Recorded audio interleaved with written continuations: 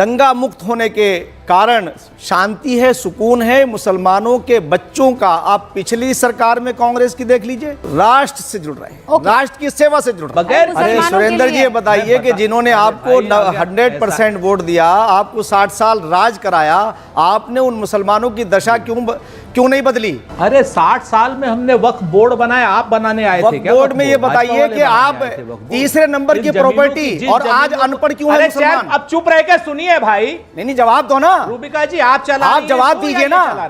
कितनी एजुकेशन उनके पास आपना है? अरे जवाब दे तो रहा हूं, अहमद आदमी, बेहुदे आदमी, सुन तो लो जवाब। अरे जरा ठीक करके। नमस्कार दोस्तों, स्वागत है आपका हमारे इस डिबेट चैनल में। वक्फ अमेंडमेंट बिल लोकसभा और राज्यसभा दोनों जगह से पास हो गया। मुस्लिम पक्ष दो भाग में बट गए, एक भाग खुशियां मना रहा है, दूसरा भाग आंसू बहा रहा है। और कुछ तथाकथित सेकुलर नेता जैसे कांग्रेस के नेता और उनके सहयोगी नेता, ये सब भीगी बिल्ली की तरह दुम दिबका के बैठे हुए हैं। वक्फ अमेंडमेंट बिल से रिलेटेड एक मुफ्ती ने कांग्रेस प्रवक्ता सुरेंद्र राजपूत से एक क्वेश्चन पूछ लिया कि आज तक आपने वक्फ के लिए क्या किया, और वक्फ ने बनाया तो उससे कितने मुसलमान को उसका लाभ पहुंचा। इससे कांग्रेस प्रवक्ता तिलमिला उठे और भद्दी गालियां दे दिए, बेवकूफ तक कह दिए, भाषा की मर्यादा भूल गए। तभी शो की एंकर रूबिका लियाकत ने उनकी ऐसी क्लास लगाई कि घिघी बंध गई। पूरे शो में उसने अपनी हद पिटवा ली। आइए मजे करते हैं इस डिबेट को देख करके। जो बरगलाने की बार बार कोशिश हो रही है, अभी भी कह रहे हैं कि जुम्मन मियां की शमून साहब जिंदगी खराब है। ये भ्रम की स्थिति क्यों? 5 साल पहले हूबहू यही सारी चीजें थी। देखिए रूबिका जी, मैं आज एक शेर से शुरू करता हूँ कि इनकलाब पसे इनकलाब आएगा, कहीं से आए सितम का जवाब आएगा। आज माननीय प्रधानमंत्री श्री नरेंद्र मोदी जी और किरण रिजिजू जी, अपने गृह मंत्री अमित शाह जी, मैं उन्हें बधाई और मुबारकबाद देना चाहता हूं कि उन्होंने एक साहस के साथ, एक विज़न के साथ जो वक्फ तरमीमी बिल लेकर के आए हैं, इससे भारत के मुसलमानों का लाभ होगा, नुकसान नहीं होगा। अब इसमें मैं एक बात जोड़ना चाहता हूं। 60 साल इन्हीं लोगों ने, मुस्लिम पर्सनल लॉ बोर्ड और ये मुस्लिम तंजीमें 60 साल से ये कांग्रेस के मीडिएटर थे, इसमें कोई शक नहीं है, कोई संदेह नहीं। और मुसलमानों को डरा करके भाजपा और आरएसएस से उन्हें मेन स्ट्रीम से काटने का काम इन्होंने किया, एजुकेशन से दूर किया। आज मैं आपसे ये बता दूं कि पूरा भारत दंगा मुक्त होने के कारण शांति है, सुकून है मुसलमानों के बच्चों का। आप पिछली सरकार में कांग्रेस की देख लीजिए, जो रेशियो है, हर साल 50 से ज्यादा बच्चे यूपीएससी में आ रहे हैं, वो राष्ट्र से जुड़ रहे हैं, राष्ट्र की सेवा से जुड़ रहे हैं। ठीक है, अब आप चूंकि आपने आरोप लगाया है, सुरेंद्र जी बताइए, फिर भी आप यही राजनीति कर रहे हैं। वो आरोप लगा रहे हैं कि आपकी सरकारें थी ना, 70 साल तक रही है ना, क्या किया आपने? रूबिका जी, हिंदुस्तान में जब अंग्रेज गए तो जब अंग्रेजों को हमने भगाया तो 1760 करोड़ का बजट था हमारा, और 1760 करोड़ के बजट को हमने 44 लाख करोड़ का बजट करके नरेंद्र मोदी की सरकार को दिया, जिसमें हमने IITs बनाए, एम्स बनाए, जिसमें हमने परमाणु विखंडन किया, बैंकों का नेशनलाइजेशन किया, कोऑपरेटिव बैंक बनाए, हरित क्रांति करी, दुग्ध क्रांति करी, ग्रीन क्रांति करी, और सारी जगहों पे बगैर। अरे सुरेंद्र जी, ये बताइए कि जिन्होंने आपको 100% वोट दिया, आपको 60 साल राज कराया, आपने उन मुसलमानों की दशा क्यों नहीं बदली? क्या ये वक्फ प्रॉपर्टी आज 11 साल के अंदर माननीय प्रधानमंत्री श्री नरेंद्र मोदी जी ने जो रिफॉर्म किए हैं, आप क्यों नहीं कर सकते थे? आप बताइए कि बड़ी बड़ी जो लीज पे जमीनें हैं, जो वक्फ की संपत्ति है, इन्हें कोई हक ही नहीं था। ये जो आज मुसलमानों के नुमाइंदे कह रहे हैं, तो मुसलमानों को जिस दिन मालूम हो जाएगा, आज भी आप देखिए तो वो इनसे हिसाब पूछेंगे। और कांग्रेस तो, क्योंकि अब सुरेंद्र जी आप जानते ही हैं कि कहाँ खड़ी है। आपका अगर सवाल खत्म हो गया हो मौलाना साहब, तो फिर मैं, चूंकि आपसे बताइए आप बड़े हैं मुझसे, तो मैं आपसे कोई वैसी जवाब दीजिए कि 60 साल में क्यों नहीं कल्याण किया, जवाब दीजिए इसका। अरे 60 साल में हमने वक्फ बोर्ड बनाया, आप बनाने आए थे वक्फ क्या? बोर्ड में ये बताइए कि आप तीसरे नंबर की प्रॉपर्टी और आज अनपढ़ क्यों है मुसलमान? अब चुप रह के सुनिए भाई। नहीं जवाब दो ना रूबिका जी, आप जवाब दीजिए ना।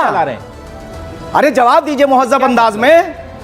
आप कहे के लिए वो कर रहे, जवाब दो कि 60 साल में आपने उन्हें एजुकेशन से कितनी एजुकेशन उनके पास आपना है? अरे जवाब दे तो रहा हूं, अहमद आदमी, बेहुदे आदमी, सुन तो लो जवाब। अरे जरा ठीक करके सुरेंद्र, जवाब सुनो तो। जरा सुरेंद्र अपने आप को दिमाग को सही करके बात करना, समझे? मैंने बताया ना, सारी दुनिया देख रही है। बेहूदगी नहीं, यहाँ पर मैं क्या कह रहा हूं, जवाब सुनो। अगर हैसियत नहीं है बेहुदे का मतलब समझते नहीं हो। मैंने कहा ना, आज मैं क्या कह रहा हूं, बेहुदे का मतलब नहीं समझते हो। पहले समझाओ। फिर से मैं क्या कह रहा हूं, पहले समझाइए। कैसे बोला आपने? मुझे रहने दो। आप कैसे बोला बेहुदे का मतलब? मैं क्या कह रहा हूं, आप मुझे बताइए। मुजरिम हो बीच में लगातार बोल रहे हैं। और ये जो मुस्लिम पर्सनल लॉ बोर्ड और मुस्लिम तंजीमें, इन्हें जवाब देना होगा मुसलमानों को। मैंने कहा ना, देखिए आज आपने रूबिका जी शो आपका है या ये क्या नाम मुफ्ती साहब का? नहीं, अब आपने अल्फाज कौन से बोले? क्यों नहीं पूछूंगा?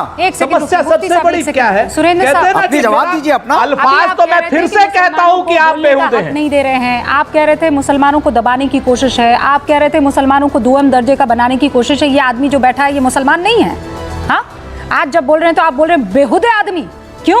ये मुसलमान नहीं है, ये ला इलाहा इल्लल्लाह पढ़ने वाला नहीं है, ये अच्छा ये बेहुदा हो गया। क्यों? क्योंकि इसने आपसे सवाल पूछ लिया, आपके विरोध में बोल दिया। क्या इतनी भी यही तो सवाल का जवाब नहीं? क्यों नहीं? क्या चाहते हैं आप कि ये आपके चरण में पड़े रहे? हाँ, अपनी टोपी निकाल के आपके चरणों में दे दें और खुश हो जाएं, आपसे सवाल न पूछें। सच्चर कमेटी की रिपोर्ट जो बता रही है पिछले सालों में सुरेंद्र राजपूत जी आपसे पूछा ना जाए, मुझे ये बताइए। मैं फिर अपने आप को शांत कर रही हूँ और बताइए सुरेंद्र भाई, ना पूछा जाए आपसे। में टोपी चरण चुंबक है ये। हाँ, चरण चुंबक है ये। नहीं सर, आपको चरण चुंबकों की जरूरत है। और मैं जो आपके फेवर में बोले वो वल्लाह माशाअल्लाह, और जो आपसे सवाल कर रहे हैं उसको आप बेहुदा कह देंगे। हाँ, उसको आप सरकारी मुसलमान कह देंगे। आप उसे 10 तरीके की बातें, आपके अंदर कितना प्रेम है इस्लाम को लेकर और इस्लाम के आलिमों को लेकर, छाती कूटने से नहीं पता चलता है, जुबान से पता चलता है। और वो जुबान आपकी सामने आ रही है सुरेंद्र जी। ठंड रखिए आप, बुजुर्ग आदमी है और आप किस तरीके से उनसे बात कर रहे हैं? मैं आपको बताऊं, 3 लोग एक ही पार्टी के, सोनिया जी, आलिम शख्स हैं ये, कैसे बात कर रहे हैं आप उनसे? अरे तुम्हें तो शर्म आनी चाहिए, तुम्हें तो इस लायक भी नहीं है कि तुम्हें टिकट ही मिल जाए। 3 लोग और मुस्लिम एरियो से आए हैं जीत करके। बहुत सारे मौलाना आपसे तनख्वाह लेते थे, फिर वो बेहुदे हो गए। बहुत सारे मौलाना सुरेंद्र भाई आपसे तनख्वाह लेते थे, आपकी सरकार से तनख्वाह लेते थे, तो बेहुदे हो गए। बहुत सारे मदरसों में सरकार का पैसा जा रहा है, तो मदरसों में पढ़ाने वाले वो आलिम बेहुदे हो गए। भाजपा से तनख्वाह लेता है आदमी, नहीं तो क्या? अरे तुम किससे लेते हो? तुमने तो सरकार नहीं है, भाजपा की जिम्मेवारी से कहता। सुरेंद्र सिंह, मैं मदरसा बोर्ड का एज ए चेयरमैन के, हमने वहाँ एनसीईआरटी पढ़ा रहे हैं और भारतीय जनता पार्टी की सरकार में वहाँ के माननीय मुख्यमंत्री पुष्कर सिंह धामी जी के नेतृत्व में। अब आप दोनों काम डाउन हो जाइए। आप दोनों पर मैं डिस्कशन करने के लिए नहीं आई हूँ। और सुनिए, उन्होंने अपनी तनख्वाह को लेकर आपसे किसी तरह की कोई जिरा नहीं की थी। उन्होंने एक सीधा सवाल पूछा था, मुसलमानों को 70 सालों में आपने क्या दिया सुरेंद्र राजपूत जी? वक्फ दिया। कौन सा वक्फ? जो जमीनों पर कब्जा कर रहा है वो वक्फ, जहां का मुतवल्ली और वाकिफ आरोप पर आरोप उस पर लग रहे हैं कि बेवाओं को, यतीमों को, बुजुर्गों को, बच्चों को, इस कौम को आगे ले जाना जिसकी जिम्मेदारी थी वो खा खा कर बैठ गए, कोई पूछने वाला नहीं था। और आज आप डरा रहे हैं डॉक्टर अजीज खान साहब। क्यों भ्रम फैलाना, मुझे ये बताइए। सेम यही भ्रम आप लोगों ने फैलाया था सीएए को लेकर, भाई आप जानते हैं ना अजीज खान साहब जी। नहीं, ठीक बात कह रही हैं। देखिए रूबिका जी, मैं लगातार देख रहा हूं कि बड़ी गर्मी गर्मा है और लोगों ने अपनी बात को शेर से स्टार्ट किया। मैं देख रहा हूं कि मुसलमान, अरे सुन लीजिए ना, मेरी बात सुनिए ना, नहीं इत्मीनान से होगा। मैं देख रहा हूं लोग लड़ रहे हैं और ये वाकई में बड़ी अच्छी बात है कि मुस्लिम पक्ष के लिए लड़ रहे हैं, नहीं मुसलमानों के फायदे के लिए लड़ाई हो रही है। और मोदी जी किस कदर मुसलमानों के लिए मेहरबान हैं ये वाकई में दिख रहा है। अभी कल गृह मंत्री जी परसों लोकसभा में बोल रहे थे कि साहब ये मुस्लिम हित में है, मुसलमान युवकों को बहुत नौकरी मिलने वाली है, मुसलमानों का बहुत बड़ा भला होने वाला है, पता नहीं क्या क्या तमाम तरीके की बातें मैं सुन रहा था। इसमें कोई दो राय नहीं। सच यही है कि वो पार्टी जो पिछले 11 साल से सिर्फ मुसलमान के नाम पर जिंदा है, उसके विरोध के नाम पर जिंदा है, वो एक उम्मीद की किरण दिखाने की कोशिश कर रही है। अगर यह डिबेट अच्छा लगा तो लाइक कीजिए, शेयर कीजिए, सब्सक्राइब जरूर कीजिए। फिर मिलते हैं किसी अगले डिबेट में। तब तक के लिए जय हिंद, जय भारत, जय सनातन।